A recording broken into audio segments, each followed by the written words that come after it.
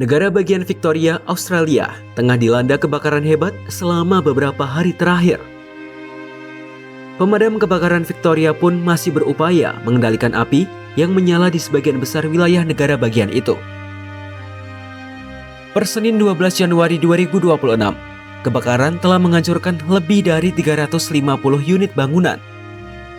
Selain itu, 1 orang dilaporkan tewas dalam kebakaran Longwood di Victoria Tengah.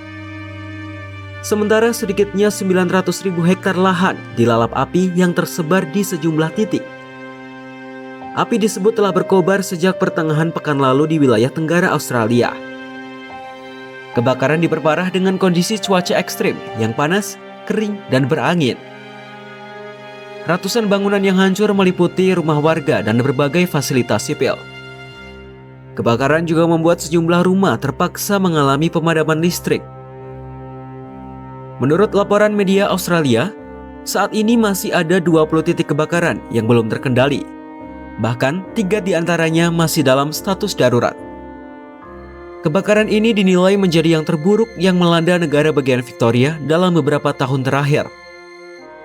Perdana Menteri Victoria, Jacinta Allan menyebut, kebakaran aktif masih melanda sejumlah wilayah, terutama di arah timur laut dan barat daya negara bagian tersebut. Allan juga menyampaikan peringatan darurat masih terus berbunyi di sejumlah wilayah yang masih mengalami kebakaran. Allan pun mendorong warga Victoria untuk melakukan evakuasi lebih awal. Ia menekankan bahwa ancaman kebakaran di negara bagian itu masih belum berlalu. Salah satu kebakaran terbesar terjadi di dekat kota Longwood di utara Melbourne. Kebakaran di wilayah itu telah melahap 130.000 hektar lahan semak dan menghancurkan 30 bangunan.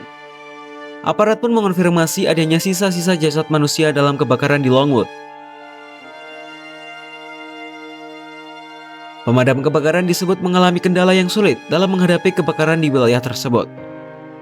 Sementara, pemerintah telah mengerahkan ribuan petugas pemadam kebakaran untuk berupaya mengendalikan api di berbagai wilayah. Pemerintah setempat juga mengerahkan 70 pesawat pemadam untuk melakukan penyiraman dari udara. Namun, kondisi cuaca disebut masih menjadi kendala utama dalam upaya pemadaman api.